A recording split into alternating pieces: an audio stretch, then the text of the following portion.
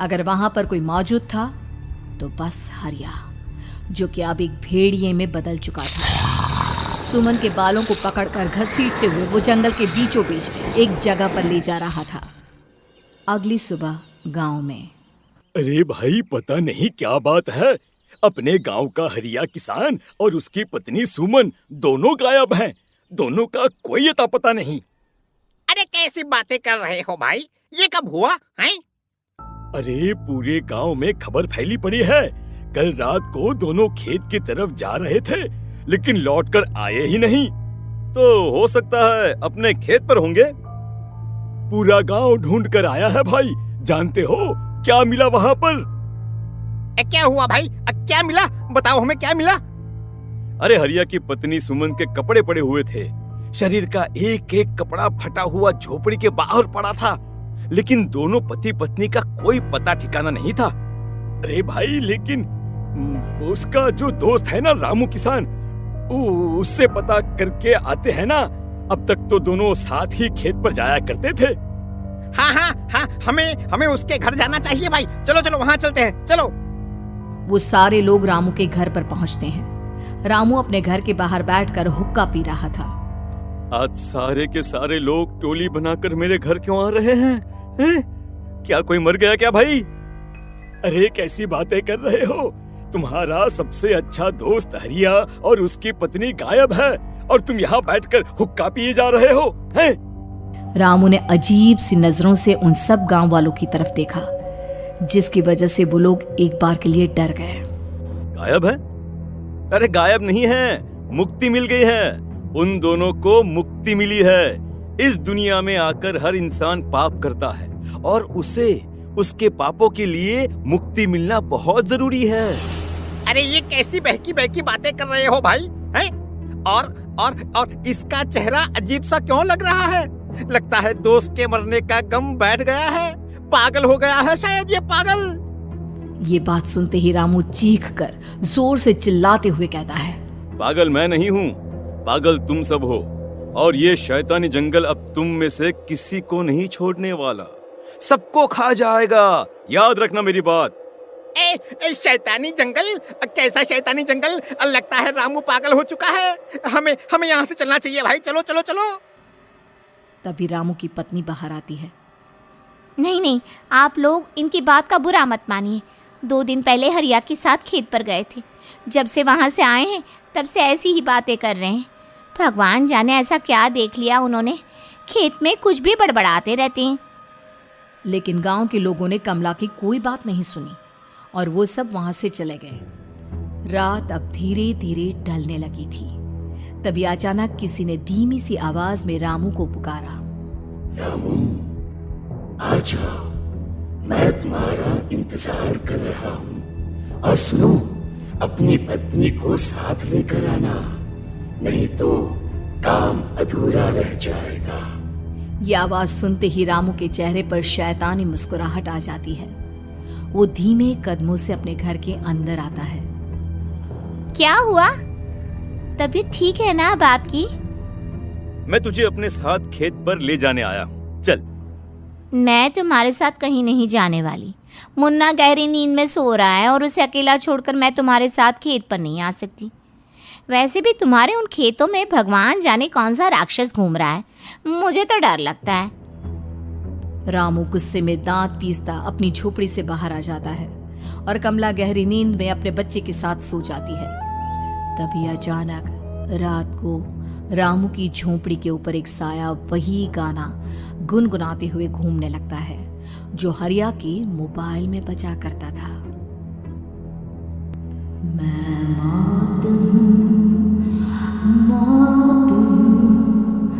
मौत जो पसरी है चारों ओर, जो आएगी कहीं से भी निगल जाएगी सबको। मैं मौत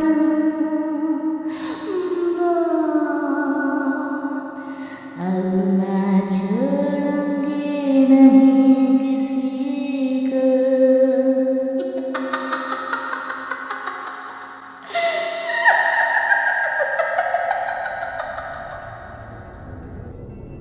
ये आवाज सुनकर रामू की पत्नी कमला की आंख खुलती है और वो देखती है कि उसका मुन्ना अपनी जगह से गायब था।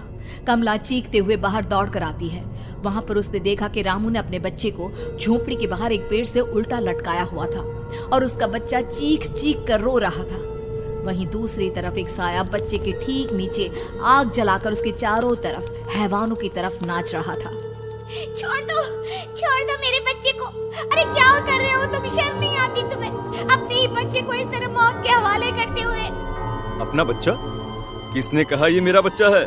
अरे ये तो उस रामू की औलाद है, इस गांव के किसान रामू की, और मेरी दुश्मनी इस गांव के हर इंसान के साथ है। क्या? कैसी बात कर रहे हो तुम? और ये औरत कौन है? ये मेरे बच्चे को खा जाएगी। तभी अचानक से उस साया ने एक बेहद खतरनाक दिखने वाली औरत का रूप ले लिया और उसकी आंखों से आग निकल रही थी। सही पहचाना तूने, मैं तेरे बच्चे को खा जाऊंगी। अगर तू अपनी इस हैवान पति रामू के साथ जंगल नहीं आई, तो मैं तेरे बच्चे को खा जाऊंगी। लेकिन क्यों? आखिर क्या चाहते हो तुम मुझसे? मुझे जंगल क्यों ले जाना चाहती हो? औरत बुरी तरह से ठहाके मार मार कर जोर जोर से हंसने लगी और साथ में रामू भी। ये तो तुझे वहाँ चलने के बाद ही पता चलेगा ना। अगर तू नहीं आई तो थोड़ी देर में तेरा ये बच्चा आग में जलकर मर जाएगा। चल जल्दी। नहीं, मेरे बच्चे को छोड़ दो। तुम जहाँ कहोगे मैं तुम्हारे साथ चलने के लिए तैयार हूँ। और उसके बाद उस बच्चे को झोपड़ी में लिटाकर आगे आगे वो साया चल रहा था और उसके पीछे पीछे रामू अपनी पत्नी के बाल पकड़कर उसे घसीटते हुए जंगल की तरफ ले गया। जंगल में जाने के बाद, कितनी खूबसूरत हो तुम। आज की रात बस तुम और मैं एक दूसरे के साथ रहेंगे। मुझे तुमसे बहुत डर लग रहा है। तुम्हें क्या हो गया है? तुम तो बिल्कुल ठीक थे। वो होगा जो हमारे बीच होना चाहिए।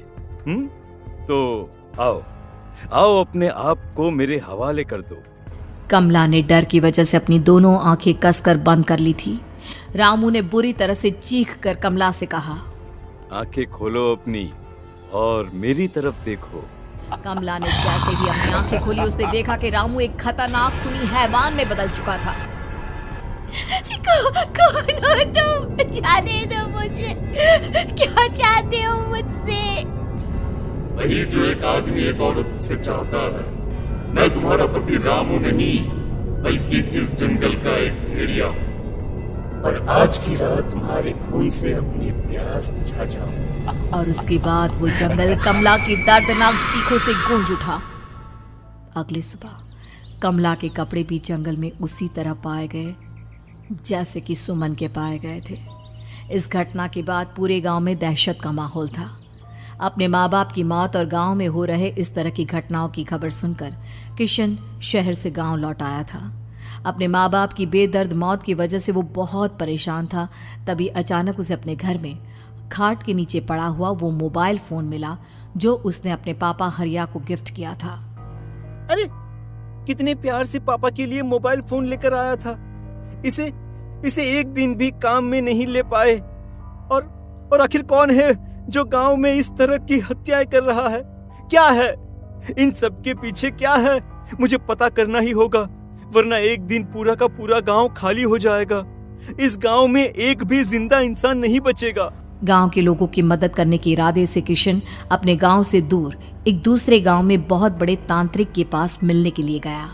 तांत्रिक बाबा, अब आप ही कुछ उपाय बता सकते हैं। भगवान जाने हमारे गांव को किसकी नजर लग गई है।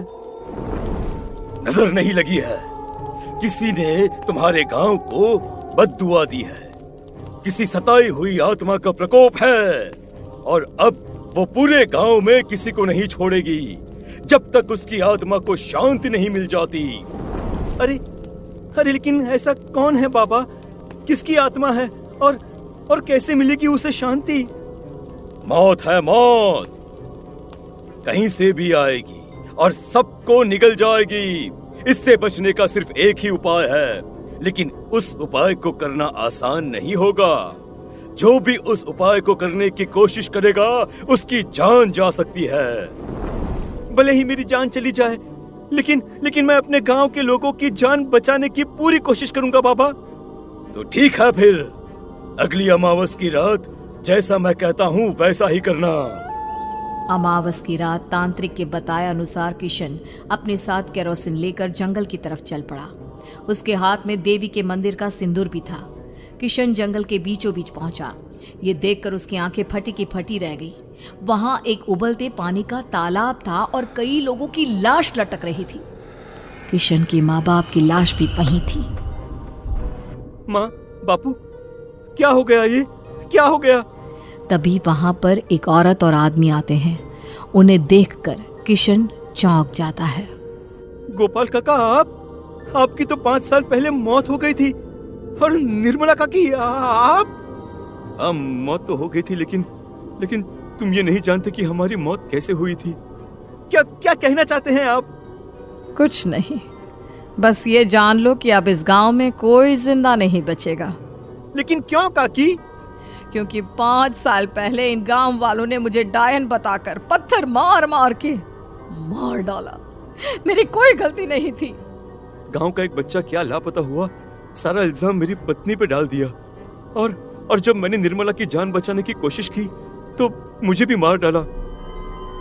आपके साथ ये बहुत गलत हुआ काकी, लेकिन आप जो कर रहे हैं वो भी सही नहीं है ना? तुम यहाँ से चले जाओ वरना तुम भी नहीं बचोगे। हमारी आत्मा पिछले 5 साल से मुक्ति के लिए भटक रही है। चले जाओ यहाँ से। मौका देखकर किशन सिंदूर उन दोनों के ऊपर डाल देता है। उनका शरीर जलने लगता है और वो भयानक तरीके से चिल्लाने लगते हैं। अगले ही पल किशन उनके ऊपर केरोसिन डाल देता है और वो दोनों जल जाते हैं। किशन अपने माँ बाप और दूसरी लाशों का अंतिम संस्कार करवाता है और अपने घर लौट आता है। लेकिन वो अभी भी इस बात से अनजान है कि मोबाइल अभी भी बज रहा था। मैं मौत हूँ।